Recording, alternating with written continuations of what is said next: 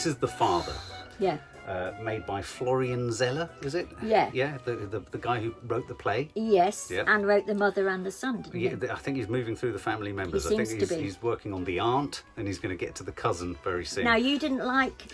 Now, you saw yeah, it- I really want to say this. Yeah, Yeah. now this is based on the stage play. I saw it with Kenneth Cranham and the lovely actress who plays the mum in Outnumbered. And I didn't buy it at all. Everyone has Claire loved the Skinner. play. Claire Skinner? Is it Claire Skinner? Yeah, maybe. Yeah. I didn't buy it at all. Me and Nadia went to see it. And, Okay. and it wasn't to do with the performances. This is very sort of stiff. It's very... it didn't tell me again anything I didn't know, and I felt it was kind of obvious. So Anthony Hopkins, what do we think of it? I mean, I'm going to be honest here, I love him.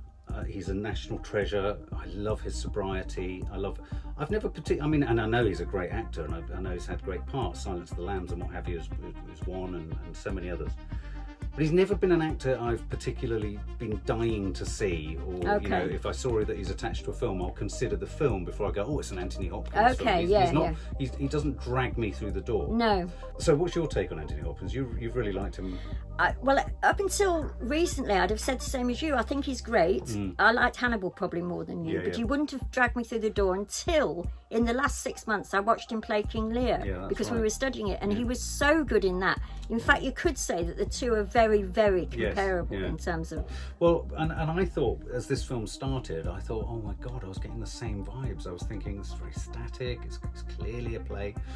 And I thought this was one of those, quite quickly, I thought this was, oh wow, this is one of those few plays that's been adapted into a film where the static transference, if you like, or move over from one medium to the other, actually worked quite well. Okay. I thought lots of it's shot through doorways, lots of it was, very sort of symmetrical. I thought the claustrophobia and the order, or the lack of order, or the striving for order in it all, there was something about the scenes and the way it was shot that I thought, oh, okay, this is quite nice. They work very hard. Have we said that the director is the writer Yeah. in this case? I was reading stuff that he said about it, and he was saying how important the production design was for this film, and the fact that what they were trying to do was convey how mixed up he was, and they did that by using the same 3 locations and doing them all differently. Yeah, that's and right. I felt that was brilliant. I thought that was brilliant. Yeah, I think you're right. I think the production design was important, and I'd heard that they'd done that thing of disorientating the set. Yeah. I thought this did a much more successful job than the play did.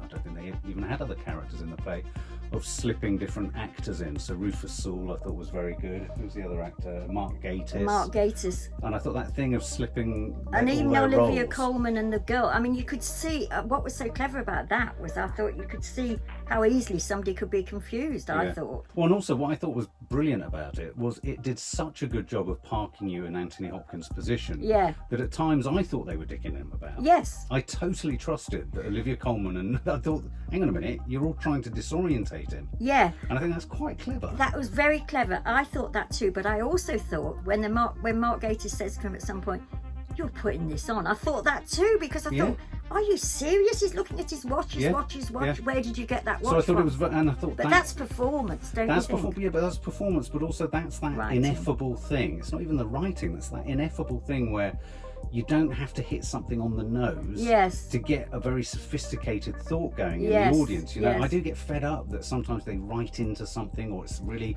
like we were talking about Black Widow, the feminist subtext is made text rather than subtext. Yeah. I thought that was really clever in terms of that there's disorientation on both sides. A Yes. lack of trust from Anthony Hopkins, which is the nature of the Yeah. disease, and also the nature of the disease is the belief that people are stealing from you all the time. So this thing around the Absolutely. watch, I thought Yeah. was brilliant.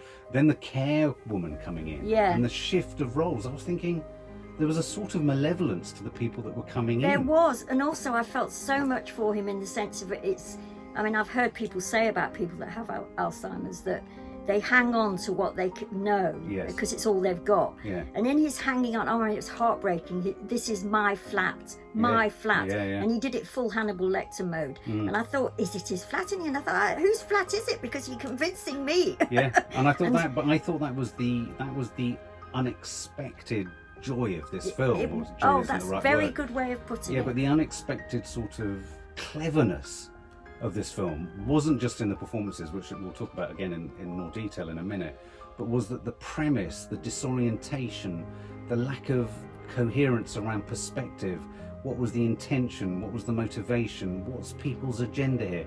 We were put in that position on both sides of the equation. The frustration with Anthony Hopkins, hang on a minute, are you telling the truth? The frustration with everyone else, hang on a minute, are you dicking this old guy about?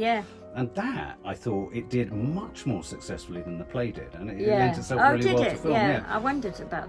But then let's talk about Anthony Hopkins' performance. I just think it's astonishing. Oh, we're going to have to say it. What? I just think I came back. There was one moment where the camera just held on him, and he asked her, "What's going to happen to me?" I mean, the waterworks were just going, and it wasn't. You know, I'm not a fan of going to the cinema to be depressed, and I bailed out of seeing this once before because I don't fancy being depressed.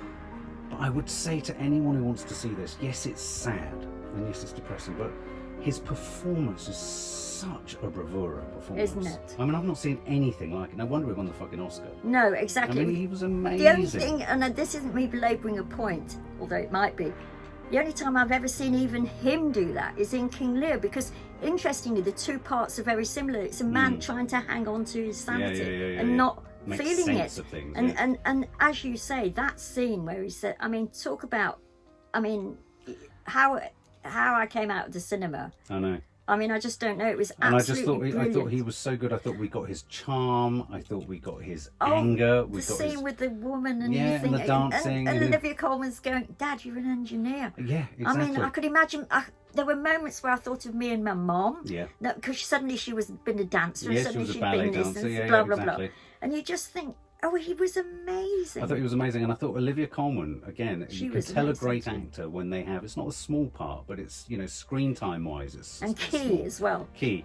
But the heartbreak that she felt when he would say horrible things about her, the absolute heartbreak of her knowing that he was losing who she was, or his love for her, or that what he was saying would really hurt her. And the yet praise she was, for her younger sister and all of that. All and of that she was always his favourite one. So people, awful. The old people, well, anybody, but certainly older people in that situation can say so glibly without understanding the hurt they're doing. Exactly. And then Rufus Sewell, when I said to Nadia afterwards, I said, "Rufus Sewell's in there." She went, "Who?" I mean, I thought he was great. Yeah. You know, when he was saying, "Are you doing this on purpose?" Yeah. And all of that stuff. Again, what I thought was clever was I came out of this film not wholly knowing whether any of the characters will have said what they said. Yes. Or whether it was the imaginations of him. And then there was that final scene when, you know, the interior has shifted and it's changed and he's in the home. He's actually in the and he breaks down about his mum. Yeah. At the door. And that was so excruciatingly painful. It was, but I don't know whether it was. But one of the things that I thought was so brilliant about this film, stroke play, because I suppose that's what it did come from, was that they didn't, I keep using that word a lot, I mustn't do, belabor sobbing. And in a film normally about Alzheimer's, you'd expect a lot of crying. And they didn't have him cry at all until that end scene. It wasn't mawkish. No, it wasn't. And I just wondered whether that went on slightly too long. But that's a very sort of... Well, I found it was a bit... I don't mean cringy as in it was cringily. It was well performed. But it had that... There was a discomfort that came from listening to him say, "I want my mummy, I want my mummy." Yeah, I didn't believe that up until then the character that we knew, but then I suppose that's what Alzheimer's is about, changing so rapidly. But I thought he did it, and he did such a good job of, you could see you know, he just began to accept what wasn't there. Because obviously the disease means that you just jettison being overly concerned about it, constantly looking for the watch. I mean, that was brilliant. I mean, it was heartbreaking, and I don't know. I just thought he was magnificent. I thought he was magnificent in his performance. That's a really good word. I mean, almost every superlative I could throw at him for that. So, and I love the fact that in an interview, apparently, he was asked, you know, how could you do this? How can you observe someone with dementia so well? And he said, all he said back was, "I'm 87." Yes, I heard he said that. I thought, you know, that's great, because he what he had to do was he had to just push a little bit further on what he was. Yeah. I have to say, it's probably one of the greatest acting performances I've seen in recent years that's won the Oscar. Yeah. He so deservedly won it. I would absolutely agree with that. And I love the fact that he was at a barbecue in Wales and had to be phoned up I know, by his neighbours. I know. He lives in LA, you know. He's very much an American sort of guy. Yeah. But yeah, no, I knew that he'd done that. I would fully recommend it. And of the two films, for me, The Father versus Supernova, I thought The Father was far more sophisticated in its It was more sophisticated in every way, I thought. Yeah. And some people might say, and I mean, maybe I would have said this at one time, well, sophistication doesn't sort of mean that it's better. That it's better, or that it's you're dealing with the sadness of the thing. But in a way, it does. You've got to convince the people that are watching that this is. And I was so convinced by him. Totally. And I think, as I said before, the crowning achievement of this film was absolutely its ability to put me, who doesn't have dementia or hasn't experienced it in anyone, in the position of the person suffering with Alzheimer's, so the disorientation and distrust, and in the position of the heartbreak and frustration of those around him, thinking, is this willful? Is this willful? Yeah, exactly. And I thought that was incredibly clever to flip between the two. Yeah, I would give this 100 out of 100. I would too. Whoa. I was going to say 99, and then I thought, darn, you're being... Yeah, no, 100. Brilliant. 100. A career-defining performance. Yeah. For more film and family fun, don't forget to click the subscribe button and make sure to click the bell to never miss an update.